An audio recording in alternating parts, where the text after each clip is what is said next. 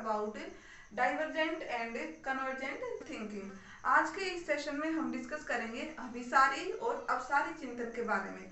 देखिए, बच्चों का एक सबसे बड़ा कंफ्यूजन होता है कि अपसारी चिंतन कौन सा होता है और अभिसारी चिंतन कौन सा होता है। उसी के रिगार्डिंग मैं आज का ये शॉर्ट सेशन लेके आई हूँ। तो चलिए स्टार्ट करते हैं।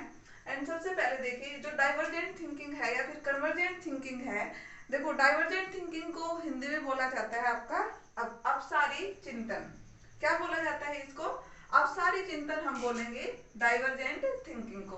अगर कन्वर्जेंट थिंकिंग की बात करें तो कन्वर्जेंट थिंकिंग को बोला जाता है अभिसारी चिंतन। अब देखो, ये जो वर्ड है कन्वर्जेंट और डाइवर्जेंट, ये बेसिकली साइंस के वर्ड हैं, साइंस से उठाए गए हैं। देखो, कन्वर्जेंट कहूँ या मैं अपसारी कहूँ, कन्वर्जेंट का मीनिंग क्या होता है? कन्वर्जेंट का मीनिंग साइंस के टर्म में अगर मैं कहूँ तो साइंस के टर्म में होता है कि अगर हम बात करें कि रेज आ रही है डिफरेंट डिफरेंट डायरेक्शन से, सॉरी देखो, अगर डाइवर्जेंट थिंकिंग की बात करते हैं कि है ना, रेज डिफरेंट डिफरेंट डायरेक्शन में जा रही होती हैं। डाइवर्जेंट थिंकिंग में क्या होता है कि डिफरेंट डिफरेंट डायरेक्शन में रेज जाएंगी। ऐसे ही अगर कन्वर्जेंट थिंकिंग की बात करेंगे तो कन्वर्जेंट में क्या होता है, साइंस के टर्म में कन्वर्जेंट की बात करें तो कन्वर्जेंट क्या होता है कि डिफरेंट डिफरेंट डायरेक्शन से एक पॉइंट पे, मतलब किसी एक फिक्स पॉइंट पे रेज आएंगी। जैसे मान लीजिए कि ये कोई पॉइंट है और इस पे सारी रेज आएंगी, तो ये होता है आपका कन्वर्जेंट। एंड आपका डाइवर्जेंट मैंने बताया कि एक पॉइंट से डिफरेंट डिफरेंट डायरेक्शन में जो रेज जाती है उसको बोला जाता है आपका डाइवर्जेंट।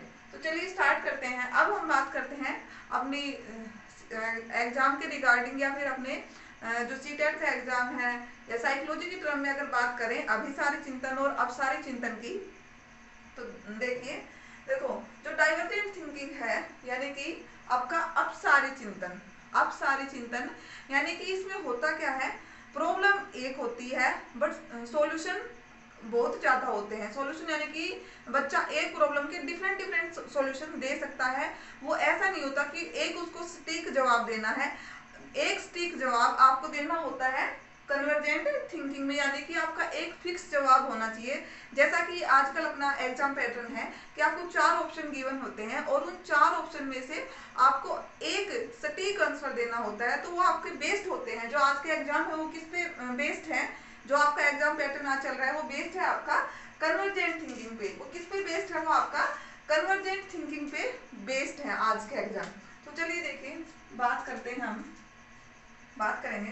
देखो, फर्स्ट पॉइंट क्या है आपका कि मैनी सॉल्यूशन। इसमें क्या होगा डाइवर्जेंट थिंकिंग में? डाइवर्जेंट थिंकिंग में होता है कि आपकी प्रॉब्लम एक होगी बट स्टूडेंट उस एक प्रॉब्लम के डिफरेंट डिफरेंट सॉल्यूशन बता सकता है या उसके माइंड में डिफरेंट डिफरेंट सॉल्यूशन चलते हैं।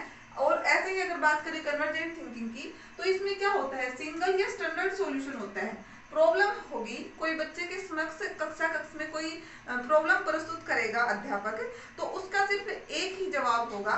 जैसे मैं अगर आपसे कहूँ, जैसे मैं आपसे पूछूं कि आपको टीचर बनना है या नहीं, तो ये आएगा आपका कन्वर्जेंट थिंकिंग में। बट अगर बात करते हैं कि अगर आपको टीचर क्यों बनना है, अगर आपसे ये पूछ लिया जाए कि आपको ये काम क्यों करना है, तो क्यों के जवाब मतलब एक से ज्यादा भी हो सकते हैं। अब डिफरेंट डिफरेंट स्टूडेंट के डिफरेंट डिफरेंट, किसी का पैशन होता है, कोई अपना पैशन फॉलो करना चाहता है, या किसी को इनकम करनी है, या किसी का मतलब और कोई जो भी उनका वो होता है, तो डिफरेंट डिफरेंट इस क्वेश्चन के आंसर दिए जा सकते हैं कि उसको टीचर क्यों बनना है। बट अगर बात करें उसको बनना है या नहीं बनना, तो उसका एक ही जवाब है हाँ या ना। तो इसीलिए इसको कहा जाता है आपका कन्वर्जेंट थिंकिंग और इसको डाइवर्जेंट थिंकिंग।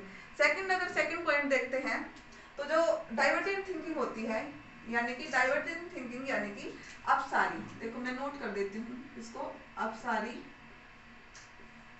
ठीक है, और इसको अभिसारी। इसको क्या बोलेंगे हम?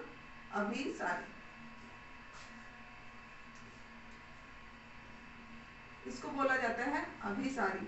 देखो, सेकंड पॉइंट की बात करें तो डाइवर्जेंट थिंकिंग में यानी कि आपके अपसारी चिंतन में सब्जेक्टिविटी होती है। सब्जेक्टिविटी यानी कि सबसे बड़ा पॉइंट, जैसे मैंने आपको एक एग्जांपल दिया था कि आपको टीचर क्यों बनना है, तो आप उसके डिफरेंट डिफरेंट आंसर दे सकते हैं। अगर आप उसके डिफरेंट डिफरेंट आंसर दे रहे हैं तो वो उसकी एक सब्जेक्टिव सब्जेक्टिविटी है। बट अगर बात करें विसारी चिंतन की कि आपको टीचर बनना है या नहीं, तो ये आपकी ऑब्जेक्टिविटी होगी कि आप एक ही आंसर देंगे, आपको बनना है या नहीं, यानी कि आप हाँ या ना में ही जवाब देंगे, तो ये होगी आपकी ऑब्जेक्टिविटी।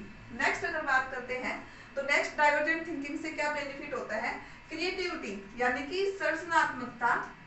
सृजनात्मकता बच्चे में डेवलप होती है। क्रिएटिविटी किससे आती है, क्रिएटिविटी आती है आपकी डाइवर्जेंट थिंकिंग से। एंड डाइवर्जेंट थिंकिंग सृजनात्मकता की बात करें, जैसे कि हमने बच्चे के समक्ष कोई क्वेश्चन प्रस्तुत किया है कक्षा में, और उसमें क्या होगा कि बच्चा अगर उसमें सृजनात्मकता है या उसमें क्रिएटिविटी है, तो बच्चा उसके एक क्वेश्चन के डिफरेंट आंसर दे सकता है। बट अगर वो कन्वर्जेंटली उससे पूछेंगे, कन्वर्जेंट थिंकिंग के अकॉर्डिंग उससे क्वेश्चन पूछेंगे, तो वो इंटेलिजेंसी से एक स्टिक जवाब देगा उस क्वेश्चन का। ऐसा नहीं कि वो डिफरेंट मतलब वो पॉसिबिलिटी शो नहीं होगी। इसमें पॉसिबिलिटी शो हो सकती है सिर्फ डाइवर्जेंट थिंकिंग में, और जो आपकी कन्वर्जेंट थिंकिंग है इसमें पॉसिबिलिटी शो बिल्कुल नहीं होती, इसमें 100% सटीक जवाब दिया जाता है। तो ये होगी कि इससे इंटेलिजेंस का डेवलपमेंट होता है बच्चे में, और इससे आपका डाइवर्जेंट थिंकिंग से होता है क्रिएटिविटी का डेवलपमेंट बच्चे में। नेक्स्ट पॉइंट की बात करते हैं कि इसमें जो जवाब होता है बच्चे का, इसमें जो जवाब होता है, देखिए जैसे कि बात करते हैं, ये आपकी कोई प्रॉब्लम है और इस प्रॉब्लम के डिफरेंट सॉल्यूशन है, डिफरेंट सॉल्यूशन है। तो देखो अब इसके डिफरेंट सॉल्यूशन है, तो इसका क्या हो गया कि जो इसका आंसर है या जो इसका जवाब है वो रिजिड नहीं है, फ्लेक्सिबल है। मतलब रिजिड का मतलब होता है कि सिर्फ एक ही जवाब, रिजिड मतलब एक ही फिक्स होता है। तो ये रिजिड ना होके ये क्या है, फ्लेक्सिबल इसका आंसर देता है, फ्लेक्सिबिलिटी रहती है इसके जवाब में। बट अगर इसकी बात करें अभिसारी चिंतन की, तो इसमें बच्चा क्या करता है, लीनियर थिंकिंग की डेवलपमेंट होती है। बच्चा सिर्फ एक दिशा में थिंकिंग करता है कि एक ही दिशा में उसको सोचना है, क्योंकि उसको क्वेश्चन का सटीक आंसर देना है। बट इसमें ऐसा नहीं होता, इसमें बच्चा अपनी थिंकिंग के अकॉर्डिंग डिफरेंट एक प्रॉब्लम के सॉल्यूशन बता सकता है।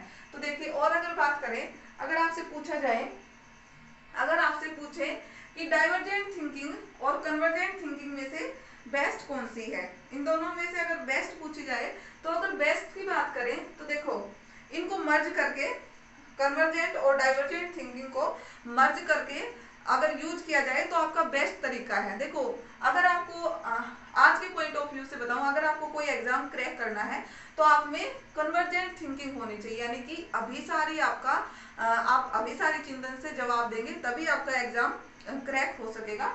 तो आज के पॉइंट ऑफ व्यू से कन्वर्जेंट थिंक ठीक है। बट अगर बात करें स्कूल लाइफ की, तो स्कूल लाइफ में देखो जब तक बच्चे में क्रिएटिविटी नहीं आएगी तब तक उसका संपूर्ण विकास नहीं हो सकता। इसलिए अगर बेस्ट की बात करें तो दोनों को मर्ज करके यूज किया जाए तो उस वे में ये बेस्ट हो सकते हैं। नेक्स्ट अगर देखते हैं, नेक्स्ट पॉइंट की बात करें, नेक्स्ट आपका पॉइंट क्या रह गया, इससे क्या होता है, देखो ये जो डाइवर्जेंट थिंकिंग है, आपकी जो डाइवर्जेंट थिंकिंग है, इससे क्या होता है, इससे ब्रेन स्टॉर्मिंग यानी कि मस्तिष्क उद्वेलन। मस्तिष्क उद्वेलन का मतलब ये होता है कि बच्चे के माइंड में डिफरेंट आंसर आ रहे हैं, तो बच्चे का माइंड मतलब मस्तिष्क उद्वेलन का मतलब जैसे ये होता है, अगर लोकल कोई वर्ड यूज करूं, कि जैसे बच्चे के माइंड में तूफान आ जाता है विचारों का, कि उसने एक क्वेश्चन के डिफरेंट हजारों आंसर खोज लिए, तो उसको बोला जाता है आपका ब्रेन स्टॉर्मिंग। और ब्रेन स्टॉर्मिंग आपकी किसमें होती है, इसमें होती है आपकी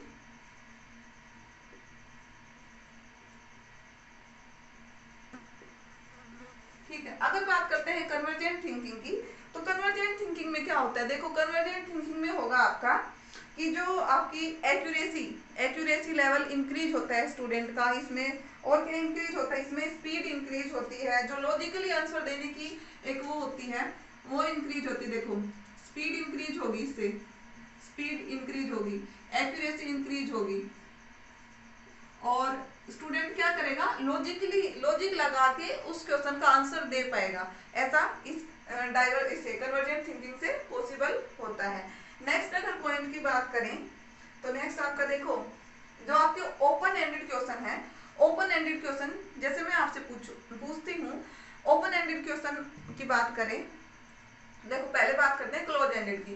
क्लोज एंडेड क्वेश्चन क्या होता है कि जैसे मैं आपसे पूछती हूँ कि भारत की राजधानी क्या है, तो आप डायरेक्ट आंसर देंगे कि भारत की राजधानी दिल्ली है। आप इसमें एक सटीक जवाब है, ऐसा नहीं हो सकता कि भारत की राजधानी चेंज हो रही है या आप उसके बारे में ज्यादा सोचेंगे या अलग अलग थॉट्स लेके आएंगे अपने माइंड में, ऐसा बिल्कुल नहीं होगा आपके इसमें कन्वर्जेंट थिंकिंग में। तो आपके इसमें कन्वर्जेंट थिंकिंग में क्या होता है, आपके जो क्लोज एंडेड क्वेश्चन है, जो क्लोज एंडेड क्वेश्चन है वो किस में आते हैं, आपके कन्वर्जेंट थिंकिंग में। अगर ओपन एंडेड क्वेश्चन की बात करें, ओपन एंडेड क्वेश्चन वो होते हैं जिस क्वेश्चन का आप एक से ज्यादा जवाब दे पाए, वो आपका ओपन एंडेड क्वेश्चन होता है। तो ओपन एंडेड क्वेश्चन किस में आएंगे, आपके ओपन एंडेड आएंगे आपके डाइवर्जेंट थिंकिंग में।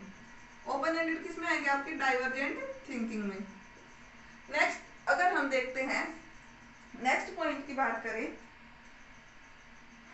नेक्स्ट तो देखिए, नेक्स्ट अगर बात करेंगे तो यही है कि आपका जो डाइवर्जेंट थिंकिंग है, इससे आपकी क्रिएटिविटी इंक्रीज होती है, बच्चों में सृजनात्मकता पैदा होती है और इससे आपकी इंटेलिजेंस इंक्रीज होती है। देखो एक बार शॉर्ट में देख लेते हैं, एक बार रिवाइज कर लेते हैं कि डाइवर्जेंट थिंकिंग में क्या होता है कि प्रॉब्लम एक होती है बट उसके सॉल्यूशन काफी सारे होते हैं। कन्वर्जेंट थिंकिंग की बात करें उसमें क्या होगा कि आपके एक प्रॉब्लम का एक ही सॉल्यूशन होगा, ये होता है आपका कन्वर्जेंट में। सेकंड बात करते हैं, इससे क्रिएटिविटी इंक्रीज होती है। डाइवर्जेंट थिंकिंग से बच्चे में सृजनात्मकता पैदा की जाती है, बट इससे इससे कन्वर्जेंट थिंकिंग से क्या होगा कि बच्चे में एक्यूरेसी एक्यूरेसी या उसकी इंटेलिजेंसी इंक्रीज होगी आपकी कन्वर्जेंट थिंकिंग से। और इसमें लीनियर थिंकिंग होगी, आपकी डाइवर्जेंट में लीनियर थिंकिंग ना होके अलग अलग दिशाओं में बच्चा चिंतन करता है। तो ये आपका डिफरेंस था आपका डाइवर्जेंट और कन्वर्जेंट थिंकिंग में। आई होप आपका जो कंफ्यूजन था कन्वर्जेंट और डाइवर्जेंट थिंकिंग को लेके वो क्लियर हो गया होगा। एंड आज के लिए इतना ही रखते हैं क्योंकि फिर वीडियो ज़्यादा लंबा हो जाता है। मिलते हैं एक नेक्स्ट सेक्शन में। एंड अगर आपको वीडियो पसंद आता है तो वीडियो को लाइक जरूर कीजिएगा और ज़्यादा से ज़्यादा बच्चों को शेयर कीजिए ताकि ज़्यादा से ज़्यादा बच्चों को बेनिफिट मिल सके। और अगर आप चैनल पे फर्स्ट टाइम विजिट कर रहे हैं तो चैनल को सब्सक्राइब करना ना भूलें, क्योंकि देखिए अगर आप चैनल को सब्सक्राइब करते हैं, वीडियो को लाइक करते हैं तो हमें मोटिवेशन मिलता है और मतलब मुझे मोटिवेशन मिलेगा तो मैं और नए वीडियो और नई क्लास लेके आऊँगी आप लोगों के लिए। तो आज के लिए इतना ही रखते हैं। Thank you so much.